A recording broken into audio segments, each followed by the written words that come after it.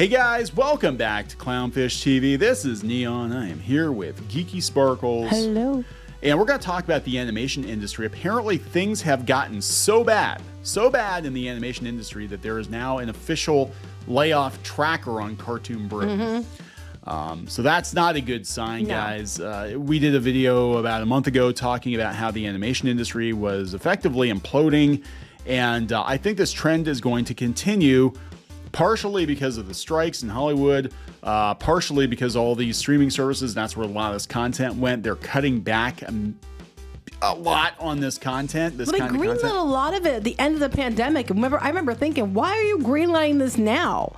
Like, oh, we can still do this from, people do it from their houses. Yeah, and that was weird. But people are going back to work now. Yeah. It was like, just 2 years ago, they were making such a big deal about how animation was the future. People could work from home, and all these streamers were greenlighting all kinds of animated content. Some of it not so good, like what was on Sci-Fi.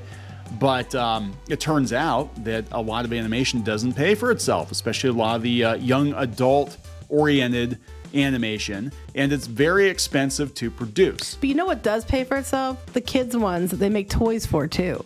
Yeah, that's true. You have to have, for all that talk of how back in the 80s it was awful that we had toy-based cartoon shows. The toy sales bankrolled the cartoon shows. He-Man, they got to keep their jobs because the toys sold. Yeah, didn't they have a new graphic novel came out basically attacking He-Man because I don't know if it was a graphic novel. There was a book, and it was basically I don't know what it's called, but they're basically like you're all being marketed to. Yeah, it's like the 80s were just using you, and it's like but you know what? The studios that made the shows, they made up the good characterization and the stories. And people like you are dying to get on to reboots and reimaginings of shows that are around, and the only reason these IP are still around is they were a cultural phenomenon. People remember them. We still have Transformers and G.I. Joe and My Little Pony and He-Man. But the toys cemented the show. Yeah. And vice versa. Yeah, and so much of what is supposedly new today, I'm sitting here thinking Ninja Turtles. Everybody's like, oh, Ninja Turtle, finally, we've got a good Ninja Turtles movie. I'm like, yeah, you know why Turtles was popular? It wasn't because of the comic book. It was because of the cartoon show and the toys. That's why people still remember Ninja Turtles. So anyway, we're going to talk about this. And we're going to talk about, some anecdotes about people moving to California to pursue animation, and it didn't go the way that they thought it was going to go.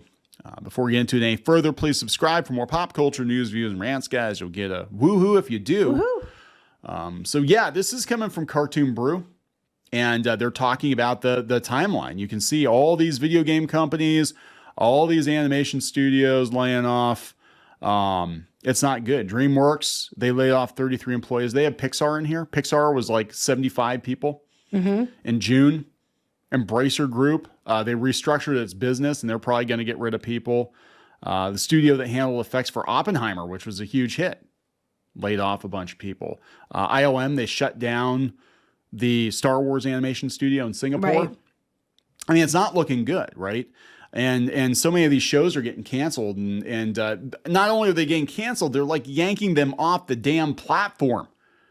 Yeah, they are, just to take the write-downs. It's just to take resell it to another studio or other platform that'll pay them. And that's what they're kind of looking at with Warner Brothers. They were kind of like all these Cartoon Network shows. Then, well, that was another thing too we talked about in the other video.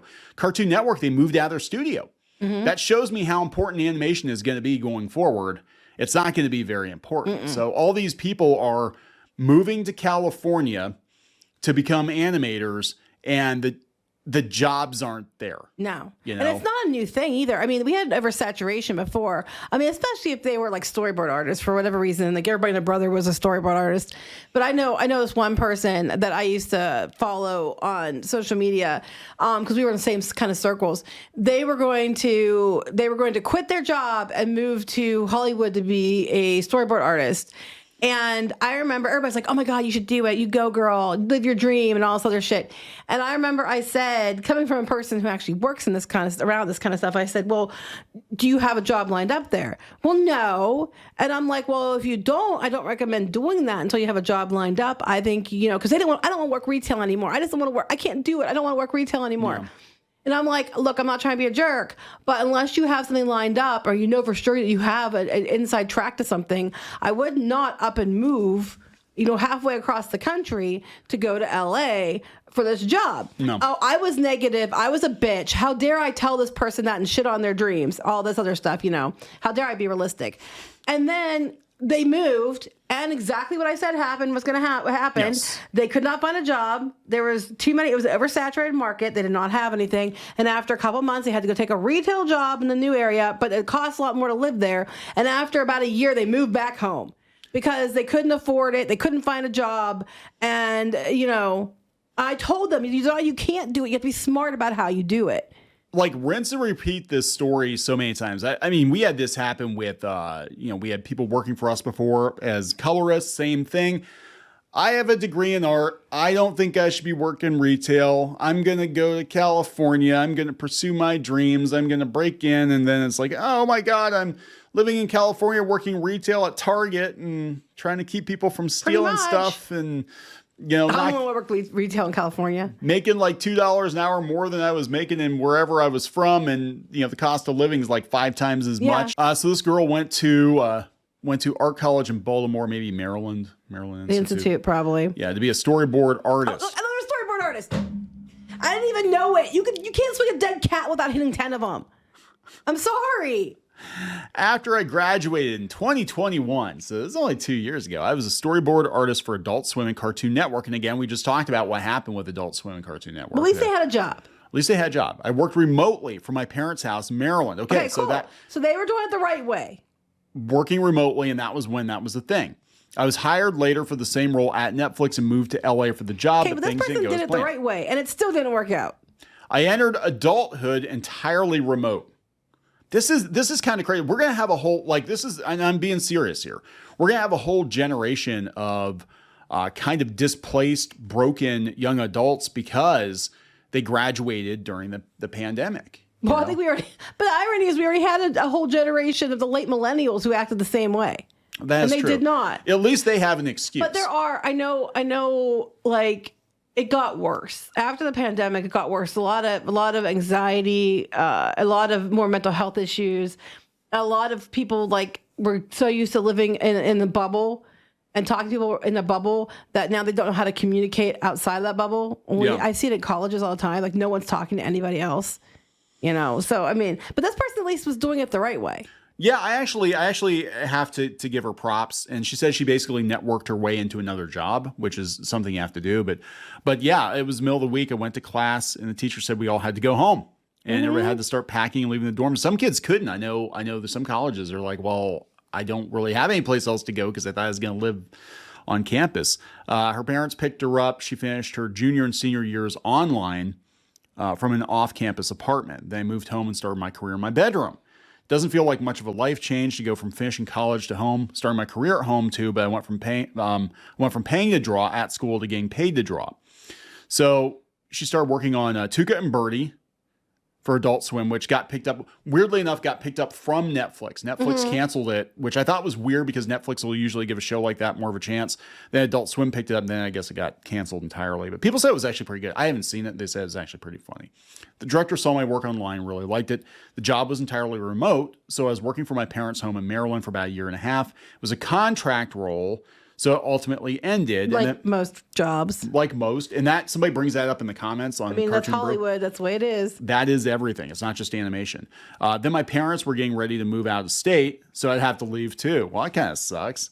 Like, honey, we're going to Florida. Well, why would it matter? You could still work from wherever they moved to. Yeah, right. Unless they just didn't want her there anymore. I don't know. I'm not prying in their personal life here. I was running against the clock trying to find a new apartment before my parents left. I had no idea where I was going to go because the town we lived in was all houses, no apartments. So there's nothing I could rent. Started to think I just have to move to a big city. All right, moving to LA. I wouldn't have done that. But no. I guess if you don't see any other option, and a lot of these studios are like, you have to come back to work on campus. She said, I had a sizable audience on social media. So I moved to LA. I moved to LA. Yeah, that's everybody thinks that, right? I get a lot of messages from people that work in animation saying, hey, I'd love to meet up and show you around. I got invited to parties and events where I got to meet more people in person. I went from being the only artsy kid in my high school to being part of a whole community of artists. The problem is in your whole community of artists, it's harder. Like you're not like a big fish in a little pond. Yeah. Yeah, that's just it. You move to a big, I had a culture shock. I spent my childhood in Pennsylvania and then I moved to California as a teenager. And I was used to being like, I was the kid who was the best drawer in my class. And I went to California and I was in the Bay Area. I was like, damn, I am like not that good compared to everybody else. Like everybody else is like, we had kids in like 9th grade doing these immaculate paintings and all. And I'm like, I am not good. I'm not good. I really have to up my game. But apparently they found out that their show was canceled one day. They logged in to work. My whole team got a message from Netflix. Their show may be canceled. This was so she worked at Netflix. She started doing that in LA. And they were putting us on hiatus until February. It was the first week of October. Scared to tell. Yeah, this story has happened so many times. Scared to tell my parents because they were going to give us a starving artist. Yeah, 20,000 student loans.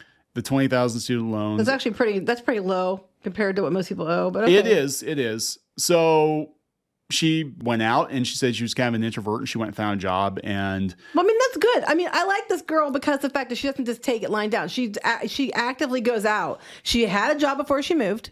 Yeah. She did everything the right way. And by all means, or by all rights, it should have worked out. But unfortunately, because of what's been going on in animation, it didn't. But she didn't just sit there and be like, oh, no, what am I going to do? She actually went out and did what she could do. So if you're going to be somebody, be like this person. Yeah, this is kind of cool. She said, she went to this job fair. And this, to bring it back to what we started talking about. And all the studios were like, yeah, all of our shows have been canceled. We don't really have anything we can put you on. But then eventually she networked her way into A24 and they're doing a Has-Been Hotel. I don't know if that's what she's working on or not. But, you have to go out there and a lot of times you have to make a choice to sink or swim. And a lot of people just want to complain and they don't want to actually take steps. And you look at like all these people that have worked in creative fields like Walt Disney and the story they went through, it was never like, well, I went to art school and then I got a job and I just stayed at that job for like 40 years and then I got a watch. I made the art widgets. Yeah, never works out that I way. like this girl because she's got the chutzpah to get it done. And she's like, okay, so I networked and I went and found myself another job within a couple months of being laid off the other one. And that's what you need to do. But unfortunately, now that you're part of a bigger community, like you said, there's a lot of people who are better than you or just as good as you. And they're out of work too. Yeah. So you have to take the initiative to get out there and get out there and be like, I need a job and go out there and find it. You can't just be like, your mom's house waiting for it to come to you. Yeah. Like it happened originally. And I do really appreciate the fact that she went and did all this and got herself out of the situation. But she also did it the correct way. Yeah, I think it's admirable to do that. The show is #1 Happy Family USA, I guess, from A24. Okay. So they're doing a lot of animation now at A24, and they probably have a lot more leverage too because everything, everywhere, all at once. One Best Picture and all that. I want to say Squid King was a fan of them way before they were really popular for that. It's our hipster kid. He bands and everything. Like he's really he was good watching their horror stuff, and he's been watching them. He always is ahead of the curve. He always was. He was playing Minecraft before it was popular. He was playing, there's other games that would come out and he'd be like in betas and then they'd be like this huge thing. He always is good at that. Yeah, he was.